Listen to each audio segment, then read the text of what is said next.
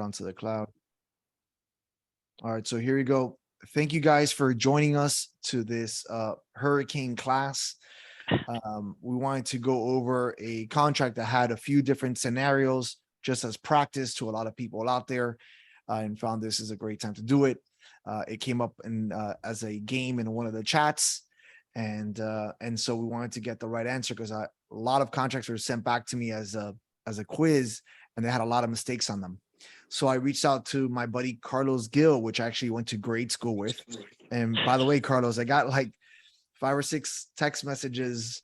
How do you know Carlos? How do you know Carlos? So apparently, some people do know who you are, man. What's up with that? Wonderful, wonderful. So yeah, Carlos and his family, I've been close to the family for 40 years, I hate to say. But yeah, that's the case. And so he reached out to his team, and Sue is gonna go over this contract. I appreciate you doing this for us, Sue, and everybody else who, Vanessa, everybody else who's on the call that helped out. I appreciate you guys. Carlos, you want to say any words before Sue takes over? No, I just want to thank my underwriters, First American Title, for setting this up. They've done a great job, and I hope it's a learning experience for everybody. Good, Awesome. good. So First American Title is pretty big. I've used them in so many deals and high rises. So good job for you guys being all over the place. Well, thank you. Take Thank over. you so much. Thank you. So thank you. So just a little bit about me. I've been in the title industry for over 45 years, actually 47 years now. And before that, I was in the real estate industry. I was a real estate agent in Michigan, so I've walked in your shoes. So the contract we're going to go over is the as-is residential contract for sale and purchase. And Andre was the one who gave me all the information he wanted to put in it. So I put in what he wanted, and I'm going to kind of talk about other things that you could put in that might be very beneficial as well. So if we look at the parties to the contract, we have Michael Bublé, you must like him, huh? And Jackie Chan. What is helpful but not necessary, but what is helpful, and Carlos, you can jump in anytime you want. What is helpful to Carlos is if you make sure that those are really the right parties. Is Michael Bublé a single man? Put that in there. Does Michael Bublé really have a wife that we should be adding to the contract? What about Jackie Chan? Is he a single man? Does he have a wife? Did he really hold title in an LLC rather than his individual name? And the reason why I suggest this is it's one less call from Carlos's office to you asking you, can you verify the sellers and the buyers, right, Carlos? That is correct, yes. And also one less step for you if we have to have an addendum now, adding in the additional parties. Down in the legal description, we did not put a legal description in, and it is so vital that you give us a legal description. And the best place to get the legal description is from the last deed of record. So many times we just get an address and we don't get a legal description, or we get a legal description from the tax rolls, and those are not always accurate or complete. So the best place when you're doing your contract, if you're representing the buyer, is to get the legal description from the last deed of record. Now, we do know in 2021, they made several changes to the contract, some which we liked, some which we wondered why they made those. We do know that they added in some items as inclusions, which were thermostats, doorbells, television wall mounts, and television mounting hardware. We do not know why they didn't add washer and dryer again. So in this contract, we've said we'd like the washer and dryer included.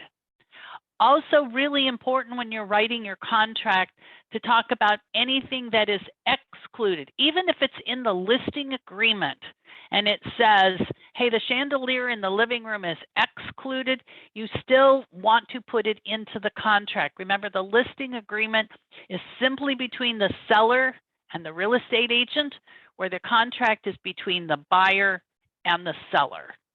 Any questions so far? Any comments, Carlos, Andre? No, We're good. Okay, so we're moving on to the sales price. We got a nice small sales price of 1.3 million. I like that sales price. And we're going to put, the buyer's going to put $75,000 down. And we did fill in the blank of 3 days, but remember, if the blank isn't filled in, it's going to automatically be 3 days after the effective date. So I'm going to ask a question, and Andre, if you would watch the chat to see who knows the answer for me. How do you determine the effective date of your contract? Because everything you do is based on the effective date. So who can tell me, how do you determine the effective date of the contract? You could unmute yourself if you want to give an answer as well. Yep. Last signature and initial is what Michelle Small wrote. No. That changed in 2015. Anybody else want to take a guess? The last day when either buyer or seller signed and it has been delivered to the other party. Yes, whoever guessed that one is correct. That changed in 2015. And that's so important to know, because it's not when the last person signed anymore. It's the delivery of the signature of the last person who signed. So if I was the last person that signed, and Andre, you're representing me, and I give you the contract, but I'm really sorry, your appendix just burst, and you're not going to be able to get it to the other agent until Monday. Now the effective date is Monday. And Carlos, you and I both know that we don't work with effective dates in our world. We work with closing dates, but everything in the contract is based on the effective date, right? And what is your proof that you handed it to the person? If you hand it to them, hand carry it, you want to get a signature. If you email it, you want to do it return receipt requested. If you fax it, you'll have confirmation of the fax, because it's not when they actually opened it, is when you delivered it. So if I delivered it to the other agent on Monday, but they don't open it till Tuesday, it's still the delivery date of Monday. So real important for people to understand that, and really important to look at that. I had somebody one time tell me that the buyer was out of contract because they didn't turn in their earnest money deposit within 3 days. And when I looked at the contract, it said 10 days. So really important for all of the fill in the blanks to be filled in the blank, unless you really want it to, go back to whatever that date is that is already in the contract. You asked that we put financing at 65% of the sales price. You can put a percentage, or you can put an amount. And then you asked that we show the balance to close as just the balance. And the reason why I like to do that is because when you make an offer and there starts to be counters, if you don't have that set up that way, then you have to start crossing off the balance to the percentage and all these things, and it just makes it a lot cleaner. Yep. So we have our original deposit of $75,000 within 3 days. We have our additional $75,000 deposit within 2 days of the expiration of the inspection period. And if you don't change the inspection period, it's going to be 15 days pursuant to the contract. The other thing I want to really point out that we changed in the 2021 contract is we pulled standard S, which is still in the contract, up to the closing date. And standard S says that the closing of the transaction can be delayed until such time as the title agent has both all of the documents and the funds collected in our account. And everybody was missing paragraph S, weren't they, Carlos?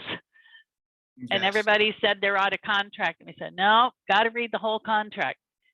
Because we all know that the buyer and the seller read 2 things on the contract. Who wants to guess what those 2 things are? What did the buyer and seller look at on the contract? Who wants to chime in on this one?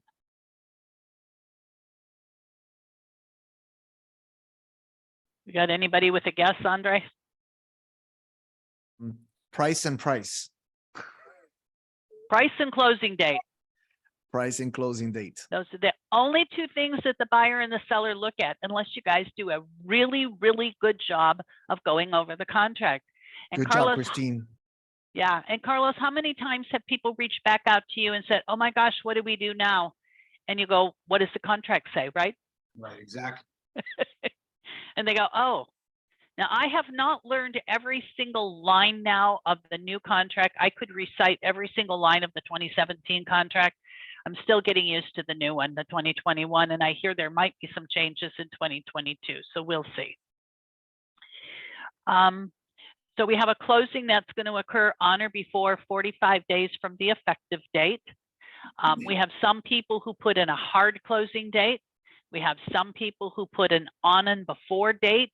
But Carlos, what do we need if we go past that date? An addendum.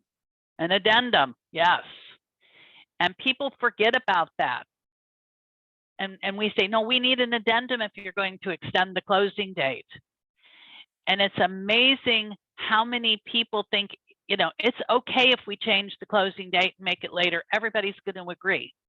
But I'm sure there's some people in your office, Andre, that thought the seller would extend the closing and then didn't because maybe they had a better offer in the wings, a backup offer. Actually, I have a situation right now, which is the opposite. I have a contract which actually was written for honor before 45 days, and buyer wanted to start closing on day 21, and seller wasn't ready to move out of the house yet. And he's like, but why isn't he letting me close sooner? He's like, because he still needs to do stuff to the house. Yep. So also, you know, that's for buyer and seller. So if you adamantly want to be able to have the power to close sooner, then you have to be careful on what's the outside date that you put there, because obviously the seller has rights as well. That's correct. So the extension of the closing date was changed in 2021 for CFPB requirements. It used to be a 10-day period automatic extension. Now it's only 7 days. And when we get down to the force majeure clause, you'll see that they added some items to be for force majeure besides what we used to call the acts of God. So if you haven't been in the business very long, you might not have heard that terminology, but we used to call the force majeure clause the acts of God clause, which is exactly what we're in right now, which is a hurricane. So many people are actually bringing that up right now. What happens? You know, a hurricane comes in, blows out 5 windows that, you know, 2 days before closing, you know, do I have to close? Well, a lot is going to really depend on the lender. So if you have a lender, the lender is probably going to require a reinspection. Now, I don't know if you guys do many government loans down there, FHA or VA, but they will always require a reinspection when there's a hurricane coming through. You know, you also got a question of, you know, whether or not you got your insurance, and most importantly, did you pay for it up front? And we get a lot of people who say, yes, I got my insurance, but I'm going to pay for it at closing. And we're like, ugh.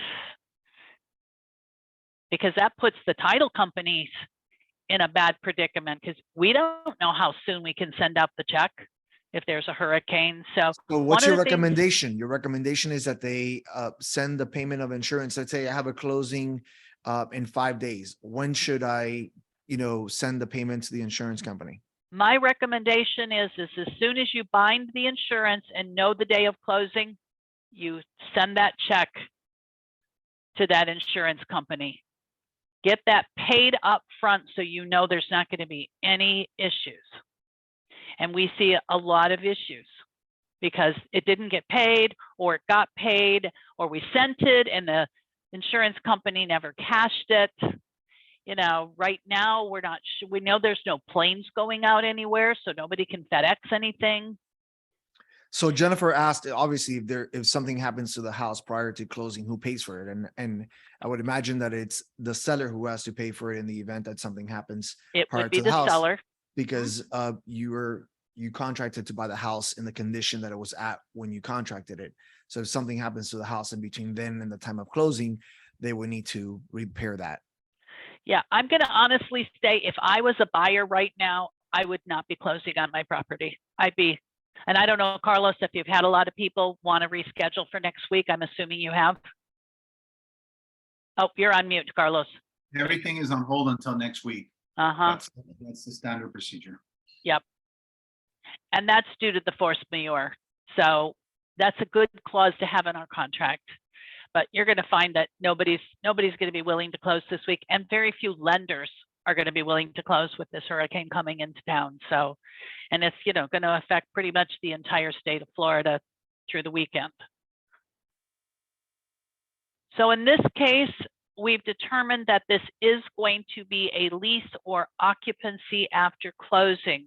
And one of the things that I want to make sure that everybody knows is that the seller is required to give the buyer a copy of the written lease within 5 days after the effective date. And I don't find that always happening.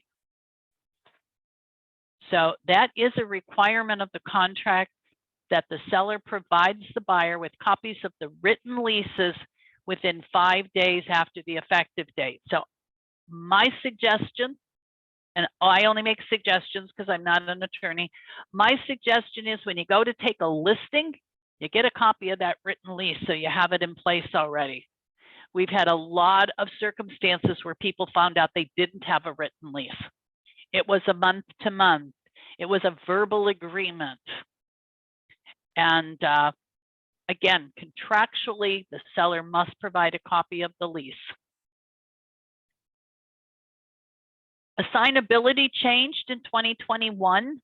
Boxes are still there. You could assign and be released. You could assign and not be released, or it might not be assigned. And they added the provision underneath that said if no box is checked, then the buyer may not assign this contract.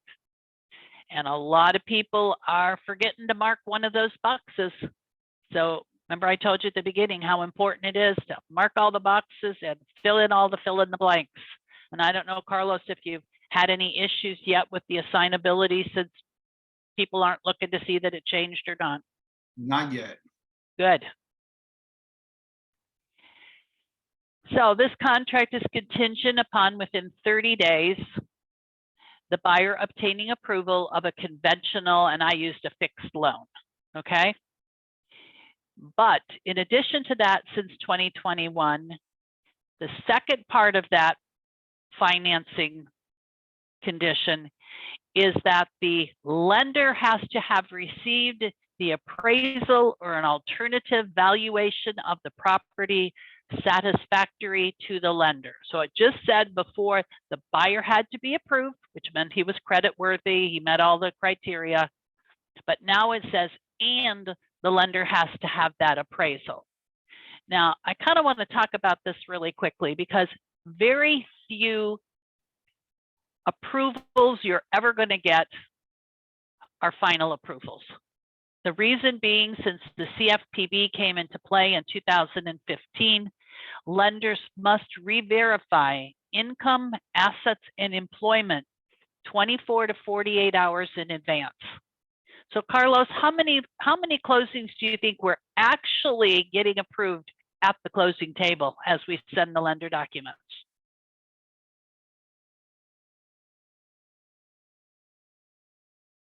That was for Carlos, but I'm going to guess 20%. Yep. I don't know. We lost Carlos. Carlos, what do you think? I think he's frozen. I think he is frozen. I'm going to tell you probably 80% of all of the closings we do, we don't get that final approval to the day of closing. So we are sitting at the closing table and we are sending the lender everything they need. There's somebody who asked a question. Can a finance deal have a post-occupancy agreement by the seller? Yes, yes. In fact, there is both the post-occupancy and the pre-occupancy agreements. So if you look in this section here, if you wanted to use a post-closing occupancy, you would use rider U as an umbrella. Guys, Carlos lost power, so he's trying to get back on, okay? Okay, thanks. Yeah.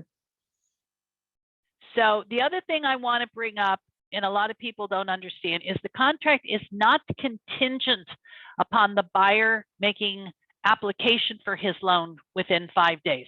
It is only contingent upon the buyer getting his loan within 30 days, if that's the date you put. I would never suggest that you narrow that down less than 30 days because you just don't know what's going to happen.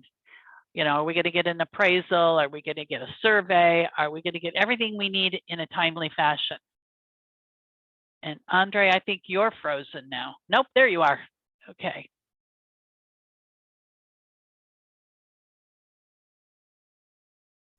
So under the closing costs, I want you guys to remember that they made a change under the seller's closing costs. And now here on line 141, it says that charges for FERPTA withholding and FERPTA reporting will be paid for by the seller. That was added in 2021. So everybody needs to really realize, that the seller's going to be charged. We encourage every single one of our agents now to use a third-party FERPTA provider. Our agents are not FERPTA experts. There was a kind of a trick question here that in our demo of the contract, that the buyer was a foreigner. And therefore, in that situation, the buyer being a foreigner, there's nothing that needs to be done. Versus if it was the seller that was the foreigner, then that would change the situation, correct? Yes, unless both the buyer and the seller are foreigners. Correct. But in our fake scenario, in that situation, it was just the buyer and not the seller. Yes, then no, FERPTA doesn't apply. Now, FinCEN might though. FinCEN might apply because the property's over 300,000. The question is third party for what? Why do you need a third party for FERPTA withholding? To do all the FERPTA documents. Plus, that company is going to know whether or not the seller can get a reduction in FERPTA, whether he can get an exemption from withholding for FERPTA. Title agents are not FERPTA experts. The only thing we should be doing as an agent for FERPTA is facilitating sending the money to the IRS within 20 days of closing.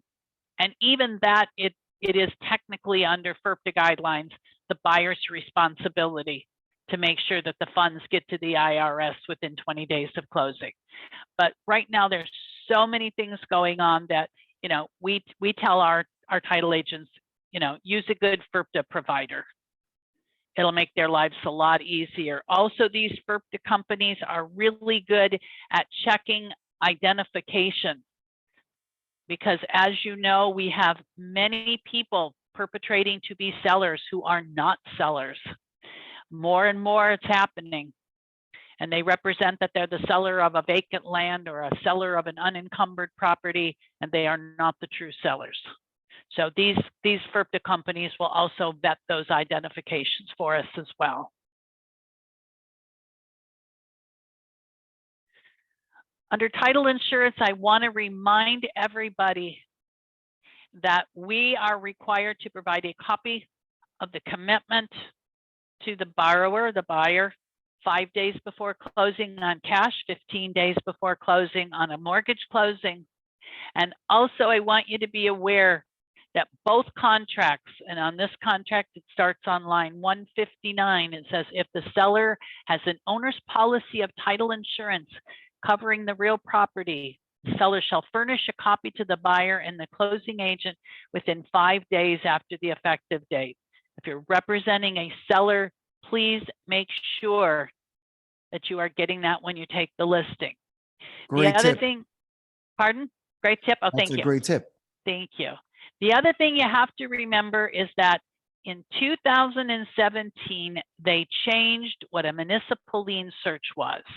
So if you start to read here on line 164, it says, for purposes of this contract, a municipal lien search means a search of records necessary for the owner's policy of title insurance to be issued without exception for unrecorded liens imposed pursuant to Chapter 153, 159, and 170. Who knows what that means?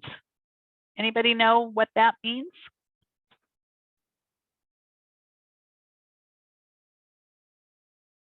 Because if you don't, how are you telling your buyer whether or not they should ask for their policy without exception? And do you even know what we're really required now to search? I'll wait to see if anybody knows, and then I'll answer the question for you. No one has replied. Okay, so the purpose of the contract, municipal lien search means a search of records necessary for the owner's policy of title insurance to be issued without exception for unrecorded liens imposed pursuant to 153, 159, and 170. Those items are water, sewer, utilities, taxes, and assessments. And maybe you can type that into the chat. Water, sewer, utilities, taxes, and assessments.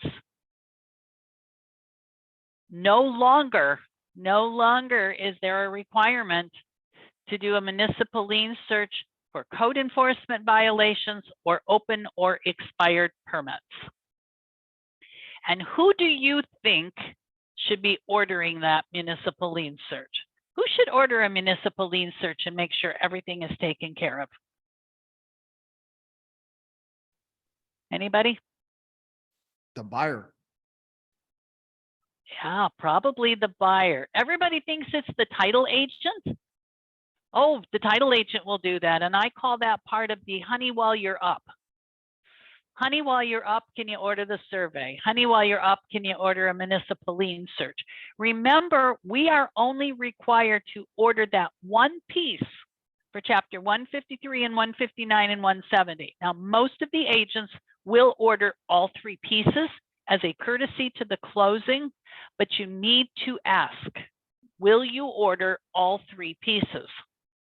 In addition to that, obviously, as a buyer is concerned, they want to know whether or not that there are open permits and whatnot, but that's not a requirement. But you're, as a buyer, you definitely would want to know that and get that information prior to closing. And so will many lenders as well want to know that, correct? Well, lenders don't care because we don't insure unrecorded municipal liens, unrecorded code enforcement violations, or open or expired permits are not covered under my title insurance, and the lender will still have first lien no matter what's hanging out there.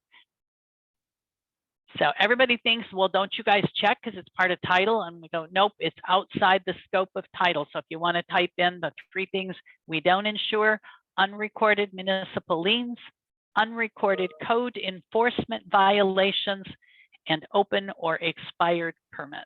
And this Not is covered.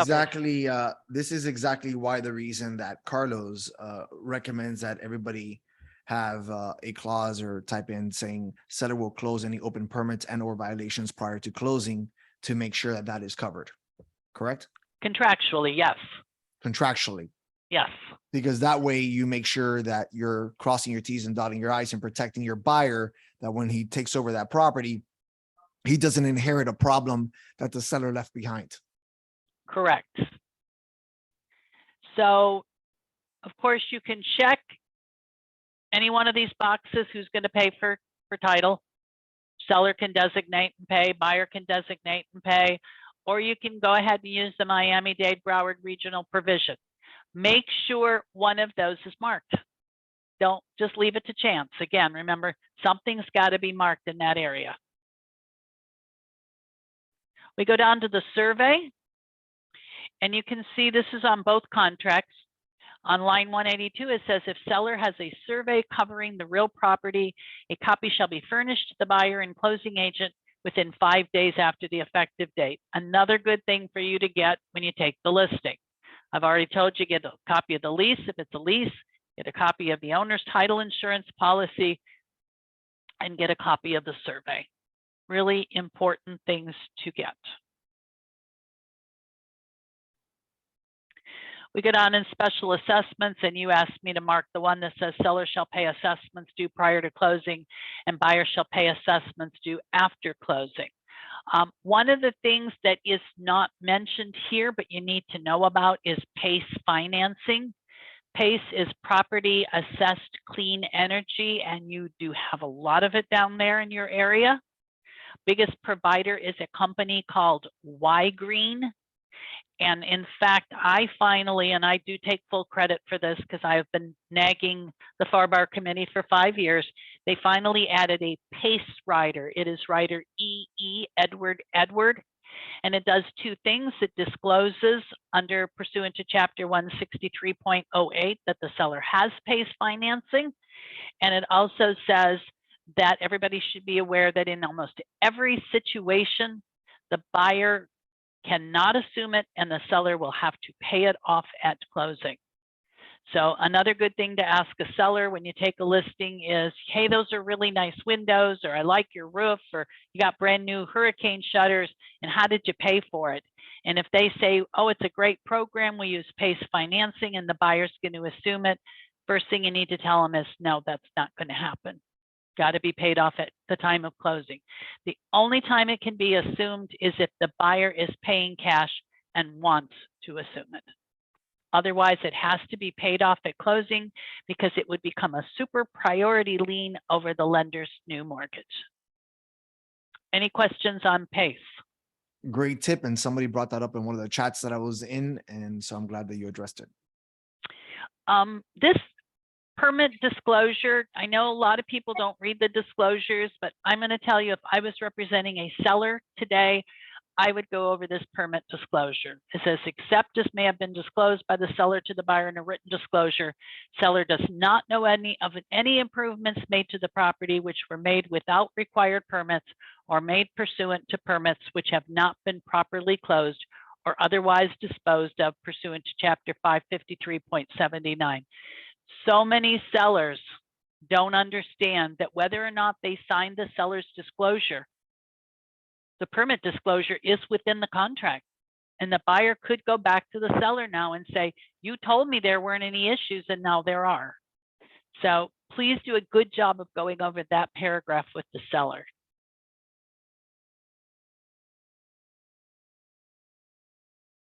Again, FERPTA applies to a couple of things. It's based on a sales price of over $300,000 or the buyer stating that they will sign a document that they or an immediate member of their family will own or occupy the property for at least 50% of the time that the property is occupied for the first 2 12-month period.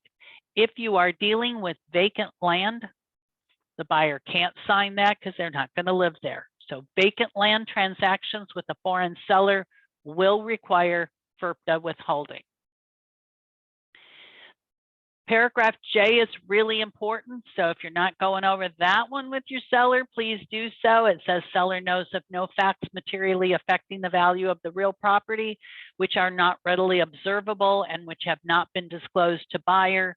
And the last sentence says, except as otherwise disclosed in writing, seller has received no written or verbal notice from any governmental entity or agency as to a currently uncorrected building, environmental, or safety code violation. So just a quick question, if you want to put it into the chat, how many of you have been going over Disclosure B and Disclosure J with your sellers? Anybody?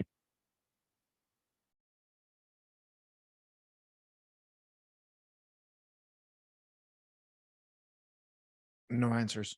You got Okay. nope. I would certainly recommend, Andrea, that you push this, because these are really important, and the seller's going to come back and say, well, I didn't know. And they're going to say, yeah, well, you signed the contract. So really important. And like I said, nobody's reading any of this in the contract. They're just looking at the sales price and the closing date. Here's our inspection period. So you've got 15 days. And if you left it blank, it would be 15 days. Now, I see a lot of people who think that their contract will be better accepted if they either waive that inspection period or make that inspection period less than 15 days. And I will tell you that most companies who are doing these third-party municipal lien searches, it takes more than 10 days. It takes generally 15 days to get that inspection back. So what happens, Andrea, if you put 10 days and the inspection didn't come back for 15? Now what? What do you guys think? You waive that. You waive the ability to be able to cancel due to an inspection. Yeah. And now what? The buyer's stuck with everything, right? Like Chuck. He's stuck like Chuck. Yeah. Unless you ask for an addendum to extend your inspection period. If you see that that's going to be an issue. And that's why I will say it's really important not to make it less than 15 days. Otherwise, you're probably going to be writing an addendum. And again, what if the seller doesn't agree? And everybody says, well, we'll just write an addendum and add on more days. And I go, well, what if the seller says no? Now what? If the seller said no, now what? You're stuck again like Chuck. You are stuck again like Chuck. Correct. So we have a good great guy, Danny, who does inspections, and whenever I do a sale, I have him go out there day one. And the good thing is that he produces those reports very quickly, but you always have to have your team ready to shoot them out immediately so that you don't run into these type of situations. Yep.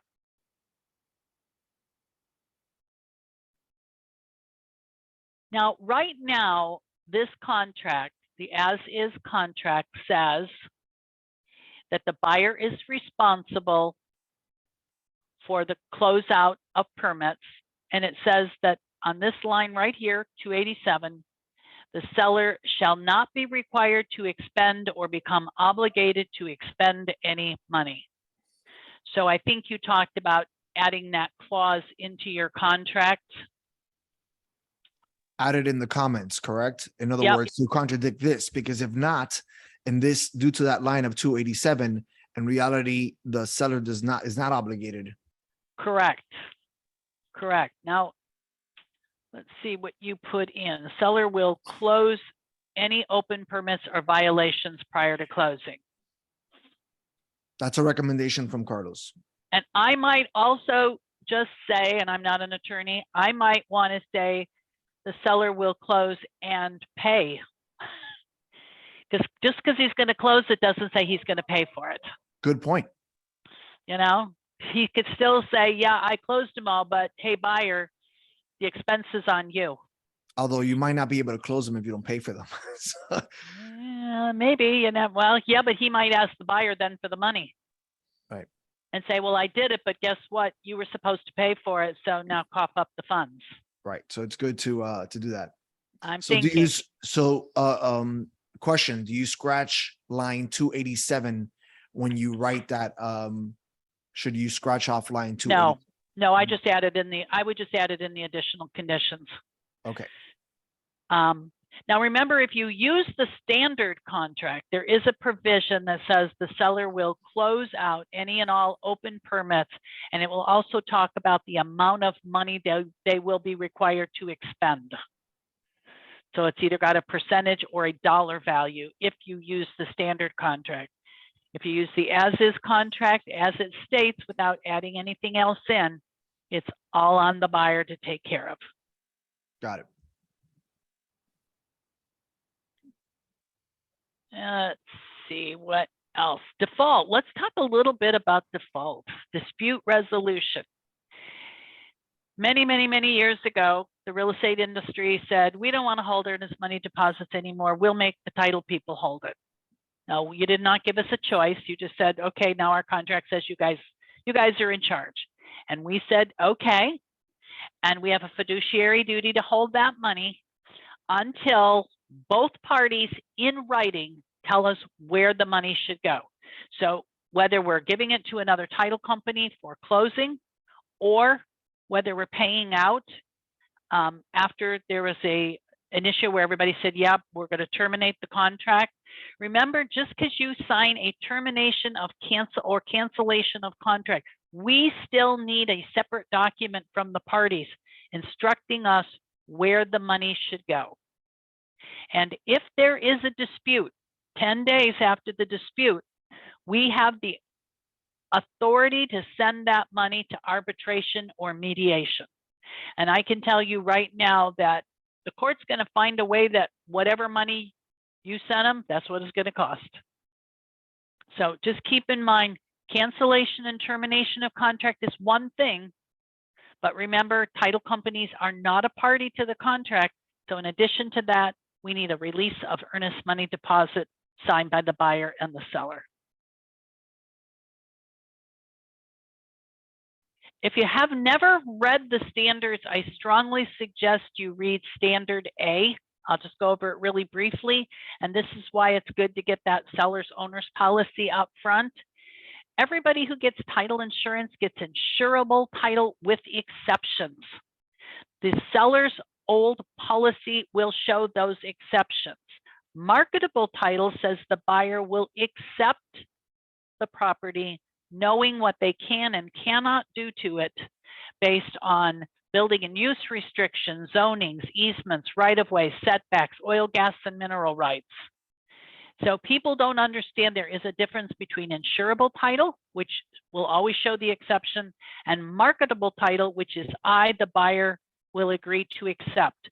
So if I want to buy a piece of property and I want to build a big pool in the back, but there's a setback back there, would you want your buyer to know right away that there's a setback within 5 days that they signed the contract? Or it's cash 5 days before closing and then they say, no, not so much. And people forget about this marketable title clause. Have you had a situation where that has caused a problem in a closing? Have I? Oh, yes. Many. We get to closing and we go over the commitment and we go over the survey and the buyer goes, whoa. Nope, don't want to close. So Then at that point, what happens? Do they lose the buyer their deposit?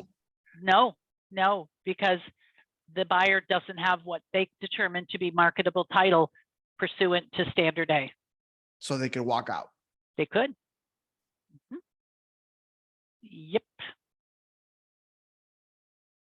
Now remember, once the buyer gets the commitment, they have 5 days to look at it and see if they have any objection. And then the seller has 30 days, what we call the cure period. So once I give the buyer his commitment, he has 5 days to look it over and to let the seller know, I'm not comfortable with this. And the seller can either fix it or the buyer can say, oh, I'm done. So within 5 days of expiration of the cure period, no extension, then the buyer could get their money back. So really important things that people are not reading. You're not reading it. Here's that force majeure clause we talked about. And it now added in, besides hurricane, floods, and extreme weather and earthquakes, all the acts of God, it now talks about governmental shutdowns, governmental mandates. It talks about pandemics or epidemics, because those of us who were here in 2020, remember when we had to write all the COVID addendums? And it's now included as part of the force majeure.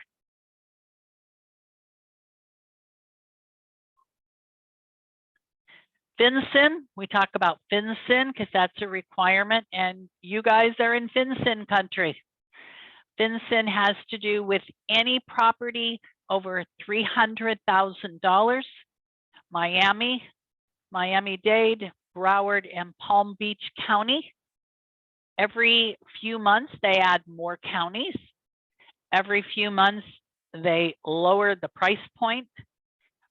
Rumor has it by the end of the year, it might be something that we do across the entire United States of America. I will tell you that title agents did such a great job of catching criminals that they want us to keep doing it. So we have to report FinCEN. Sue, so question, are we technically in a force majeure right now? Somebody has a deadline for an association approval for tomorrow, which the association is closed. So Yes. what happens? We are in a force majeure right now. Yep, that would definitely be something that, because they can't get what they need to close. Yep.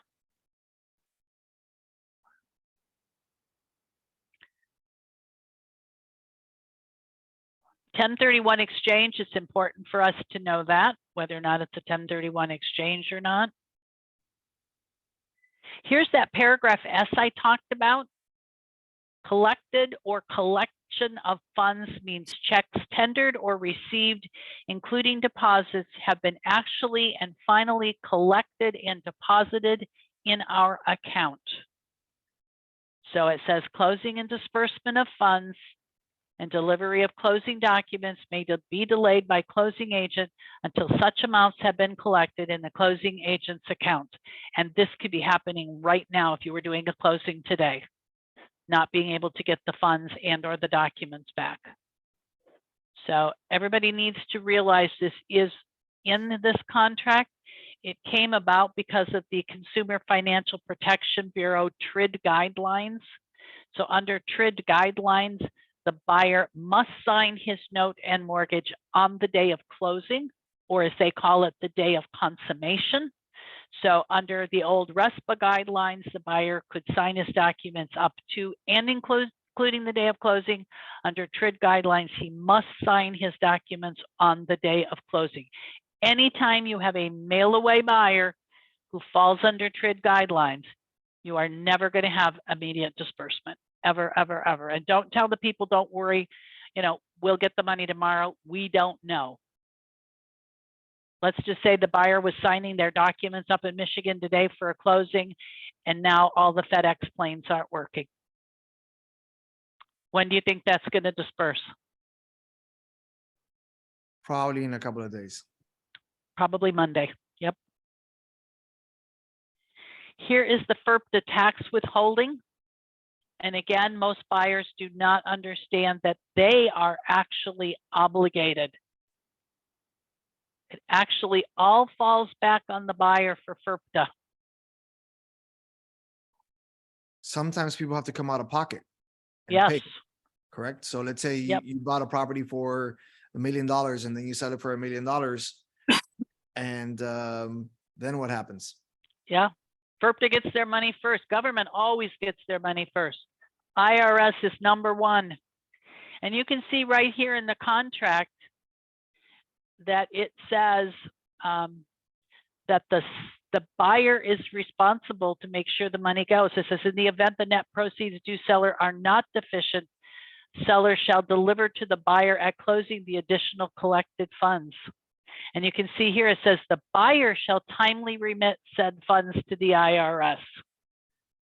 But of course, like I was telling you before, we do that as a courtesy to the closing. So we've got some addendum to this one, and I don't have them pulled up on the screen, but we'll talk about them. We have, because you should all have copies.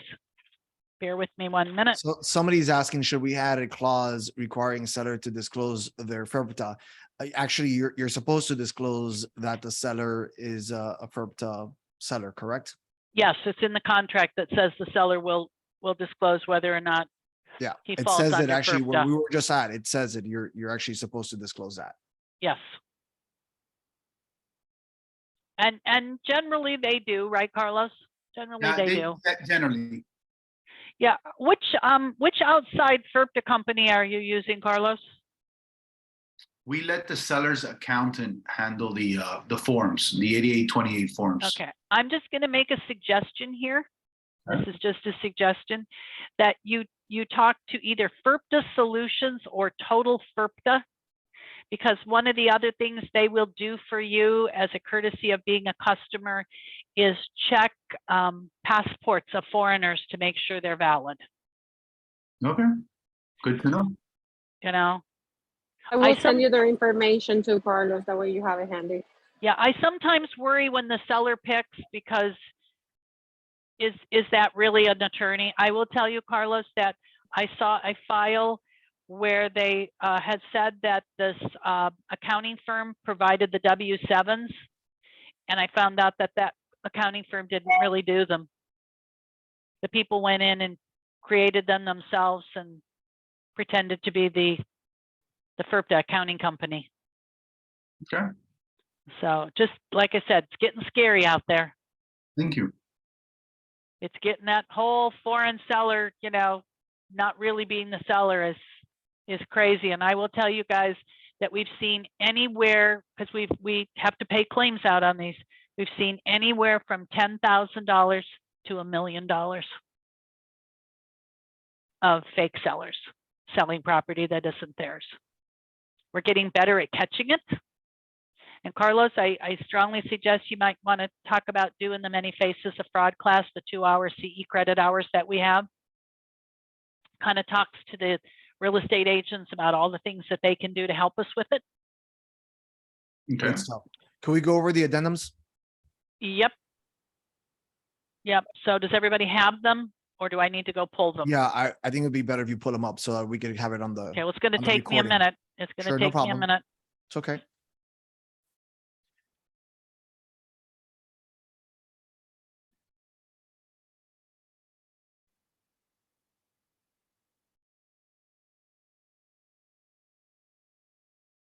Tum, tum, tum. Does anybody have any questions while she pulls that up?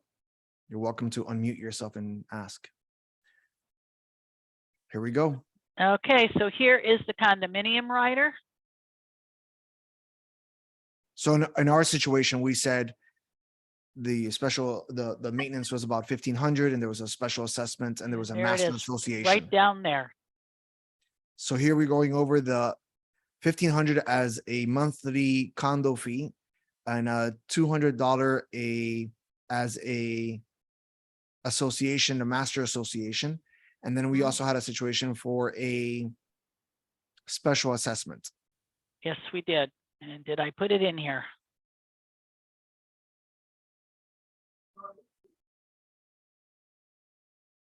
I was sure I put in the special assessment. There it is. It's there. There it is. On top. Okay, So in paragraph C, special assessment and prorations. So there you put special assessment fee of $300. I think we had put in that's $300 a month. So I would imagine that you would put in there that it's a monthly fee of $300. oh, here it is, right here. Yeah. Here it is, right there. I Mhm. knew I put it in there. We just need to in our scenario it was monthly. So I would imagine that we want to make sure that the word monthly is on there, that it's not just a $300 one-time fee. Mhm. And then we did not provide the condo docs to the buyer was not provided the condo docs, so therefore we checked marked B instead of A here, which is extremely important that people realize that if you don't give those condo docs and they don't receive them, they have the right to walk if they're not happy with what they see in those condo docs. Mhm. Okay, so What are then you we, doing, Sue, about anything that that you guys look at with regards to like now the 40-year inspections and all these type of scenarios? Is there anything that you red flag saying, hey, are you looking at this? Are you doing this? Are you adding this? I don't think we are. We've talked about, you know, that issue with the condominiums, and we discussed that with our agents. I think we have a new provision that we put in there for our title agents regarding that. And I think we talked about that. Carlos, I don't know. Did you listen to the coffee with the underwriter? I didn't know. Okay, because I think we addressed it in there. So Sue, somebody has a question here. Can you go over the condo has the right of first refusal or not?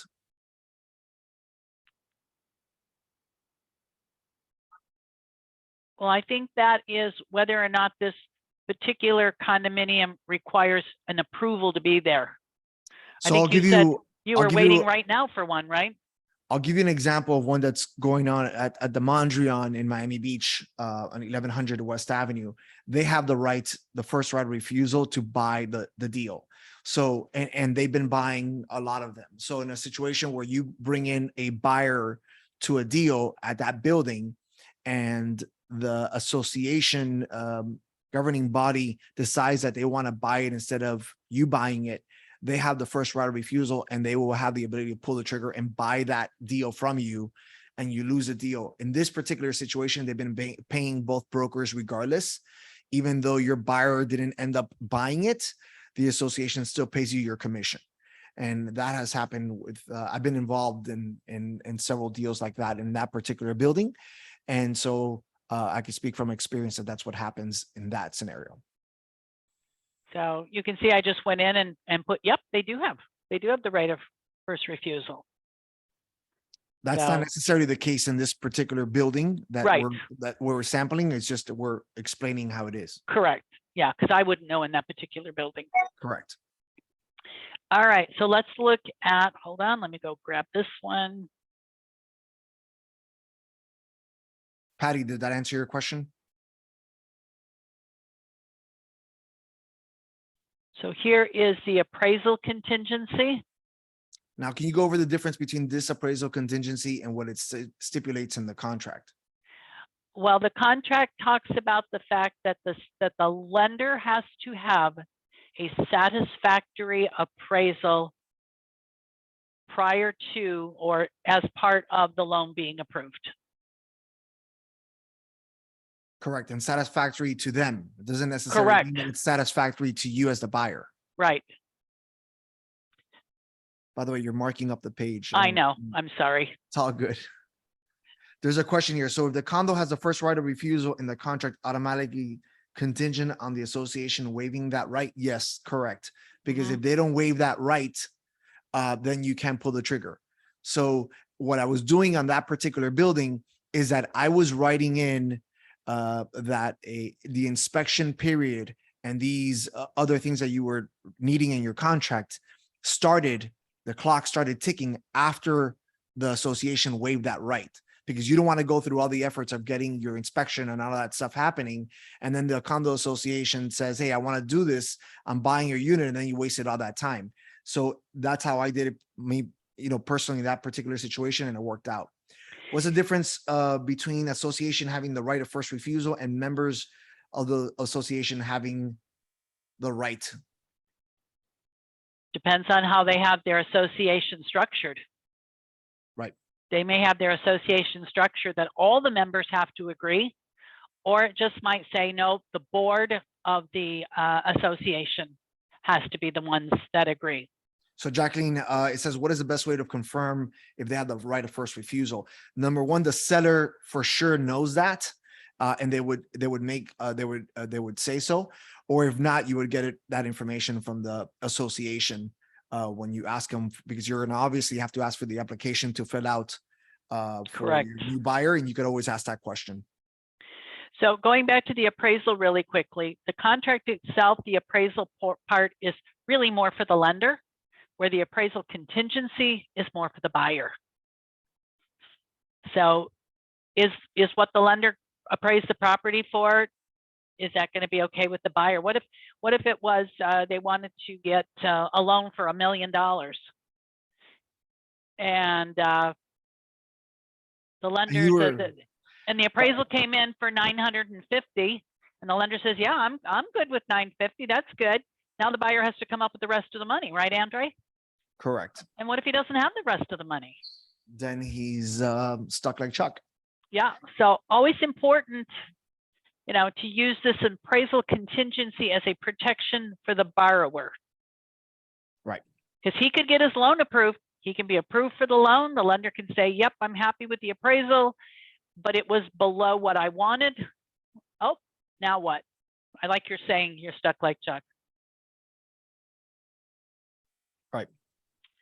So here you put that it's contingent on an appraisal for 30 days, and it's on or above the contract sales price. Yep. All right. Sounds good. Next addendum.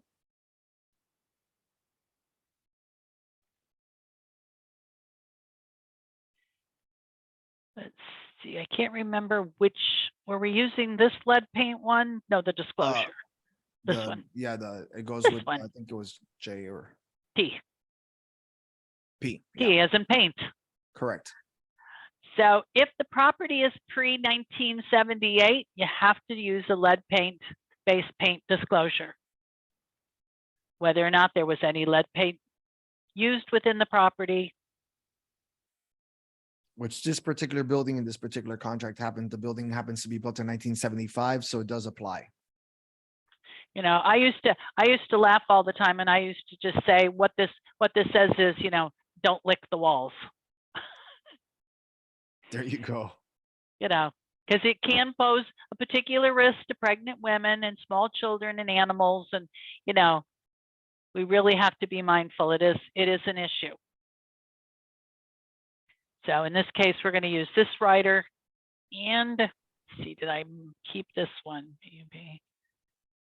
LE. Anybody have any questions on this? We could go on to the next addendum. Yep. Now, I don't know if this property is located here, but I know that you guys there in Miami-Dade have that Miami-Dade County Special Taxing District disclosure. Correct. And I just did a sale in a house in Pinecrest, and had to fill out this addendum regarding scroll down a little bit. Yep. Hold on. So typically it states of, what is that special taxing district for? So there where it says property which is subject to this transaction is located within, in my situation, it was the village of Pinecrest, and it was regarding stormwater. So actually the phone number was provided there as well. And in the bottom, it related to stormwater, and it mentioned that it was $124.56, which was the cost of that particular taxing district and it was used for stormwater. And I'm going to guess it's a contiguous special assessment where the seller won't pay it off. The buyer just knows it's going to It's happen just a every month. monthly, it's a monthly fee, part of utilities of the city of Pinecrest. Yeah, it's part of your non-ad valorem taxes. Correct. Like where I live, I have lighting and garbage. I'm never going to pay those off. Buyer's going to have to assume those. So I guess they had, a few years ago, they had some issues with this down in Miami-Dade. And they said, hey, you know what? Let's just go ahead and make another addendum because we don't have enough. Exactly. Like in Palm and Hibiscus Island in Miami Beach, there's a special tax for the police officer that's at the guard gate. Mm-hmm. And that gets paid through your tax bill. So I just want to say that it's so important, when you're doing a contract, to make sure you have all of the information, that you make sure you have everything marked, that you have every fill in the blank filled in, unless you want to go with whatever the provision is that's already set forth, that you make sure that the title company gets a copy of the fully executed contract and all the addendums that are signed, that everybody understands the importance of establishing the effective date so that everything you do in the contract coincides with what everybody believes to be the effective date. And, to make sure that you go over these. Now, when I was a real estate agent, when I represented a seller, I went over the contract with them way before they ever signed it. And when I was working with the buyer, the first thing I did before I even put them in my car and took them out to see properties was go over a contract. Because we all know when the day comes and the contract is executed, the buyer and the seller are going to look at two things. They're going to look at the sales price and the closing date. And the closing date. And so that's a great tip, Sue, especially for first-time home buyers that they've never seen a contract, to say, hey, here's what it's going to look like when it's time for you to, actually do this. Yep. And go over that with them, and have them just take it home with them and feel comfortable with it, so that when it's time that you send them over that contract, hopefully they've already asked you questions regarding it prior to pulling the trigger. And so that they're ready to make that decision, and have everything in line. Yeah, because I think that's really part of being a professional salesperson, is to be able to guide your buyer and your seller through the whole transaction. And so that they fully understand what they're doing, and there's no surprise. There's nothing worse than a surprise at the end of closing that sometimes will delay your closing or sometimes will negate your closing. Right. And so, by the way, on one of the comments, one of the people said that regarding the first right of refusal, that some condos could assign a buyer. And so it all relates to, depending on however the condo docs were particularly written. Mhm. Majority of the time, you're not going to have access to the condo docs until they provide them to you.